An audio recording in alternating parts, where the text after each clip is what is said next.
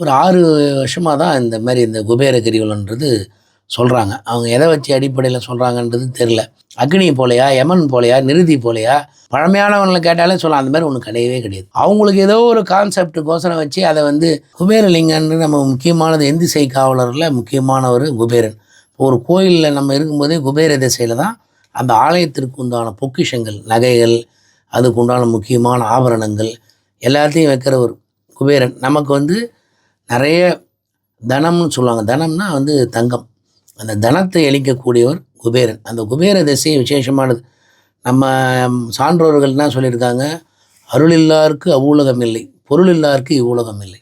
அப்போ ஒரு மனிதனுக்கு பொருள்ன்றது அவசியம். அப்போ அந்த அருளையும் பொருளையும் தனத்தையும் கொடுக்கக்கூடியவர் குபேரன். அந்த குபேரன் நம்ம வணங்கும் போது என்ன ஆகும்னா, தர்ம நெறியில் நம்ம நல்ல விதமாக சம்பாதிக்கணும்.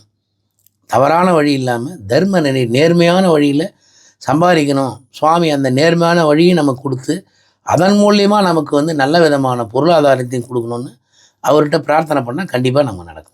குபேரலிங்கம் வந்து பார்த்தீங்கன்னா, இப்போது குபேரலிங்கம்னு சொல்கிறதுனா சொன்னேன், இந்த குபேர பௌர்ணமின்னு ஒன்று இருக்குது. குபேரரே கிரிவலம் வந்தனால அப்படின்னு இருக்குது.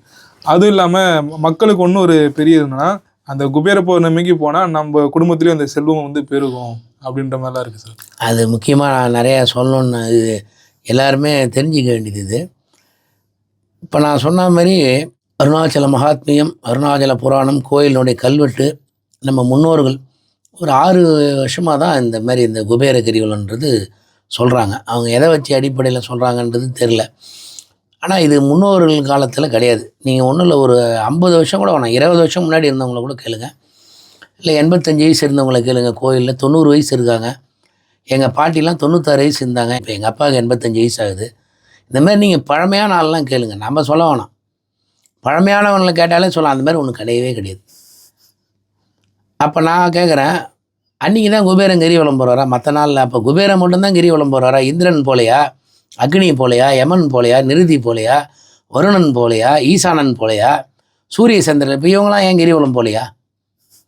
அப்பேற்பட்ட பார்வதியே வந்து கிரிவலம் பண்ணியிருக்கான். அம்பாலே கிரிவலம் பண்ணி தான் வந்து இடப்பாகம் வாங்கியிருக்கான் சுவாமிகிட்ட. அப்போ இவங்களாம் ஏன் கிரிவலம் போலையா? அவங்களுக்கு ஏன் நாள் இல்லை?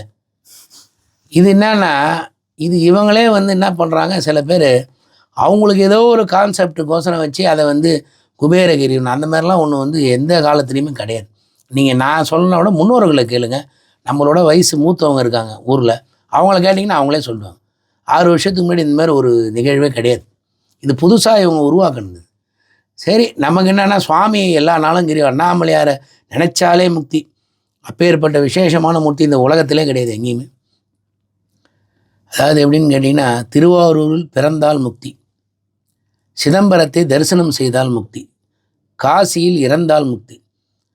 ஆனால் நினைத்தால் முக்தி தரக்கூடிய ஒரே தலம் திருவண்ணாமலை. ஸ்மரணா அருணாச்சலம். ஸ்மரணம்னா நினைக்கிறது, நினைச்சாலே முக்தி. அப்போ சுவாமி எவ்வளோ ஒரு கருணை உடையவர். எல்லாருக்கும் ஒரு லகுவான விஷயத்தை வந்து முக்தின்றது பெரிய விஷயம், மிகப்பெரிய ஒரு கான்செப்ட் அது. ஆனால் அதை நினைத்த மாத்திரத்திலே கொடுக்கக்கூடிய ஒரே ஒரு சுவாமி அண்ணாமலையார் தான். அப்பேற்பட்ட விசேஷமான ஒரு அண்ணாமலையார். இப்போ பொதுவாகவே பார்த்திங்கன்னா, எல்லா லிங்கத்தை விட குபேரலிங்கத்துக்கு மட்டும்தான் வந்து பார்த்திங்கன்னா அந்த மக்கள் போகக்கூடிய. இல்லை, இப்போ என்னன்னு கேட்டிங்கன்னா, நான் சொன்னேன்ல, அருள் இல்லாருக்கு அவ்வுலகம் இல்லை, பொருள் இல்லாருக்கு இவ்வுலகம். இப்போ என்னன்னு கேட்டிங்கன்னா, அந்த காலத்தில் வந்து நமக்கு தேவைகள் கம்மி, இப்போ தேவைகள் அதிகமாகிடுச்சு. தேவைகள் கம்மியாக இருந்த காலம் வேறு, இப்போ தேவைகள் அதிகமாக இருக்கும்போது என்னென்னா, பொருள்ன்றது தனம்ன்றது எல்லாருக்கும் தேவைப்படுது. அப்போ அதை நோக்கி அவங்களுடைய நிகழ்வுகள் இருக்கிறதால சுவாமிகிட்ட இப்போ நம்ம நிறைய சுவாமி இருக்குது. பெருமாள்கிட்ட ஏன் போய் வேண்டிக்கிறாங்க? அவர் வந்து கொடுக்கக்கூடிய கடவுள், நிறையா அவர்கிட்ட போய் வேணால் பணம் வரும் அப்படின்னு ஒரு நம்பிக்கை. மகாலட்சுமியை நம்ம கும்பிட்றோம், அம்பாள் ஐஸ்வர்யத்தை கொடுப்பா, அஷ்டலட்சுமி கொடுப்பா, அது ஒரு நம்பிக்கை. அதனால் ஜனங்களுடைய நம்பிக்கை என்னென்னா, குபேரன்றவர் நிறைய செல்வத்துக்கு அதிபதி, அவர் நம்மளை போய் வணங்க வணங்க நமக்கு செல்வம் கிடைக்கும், அந்த நம்பிக்கையின் அடிப்படையில் அவங்க போகிறாங்க.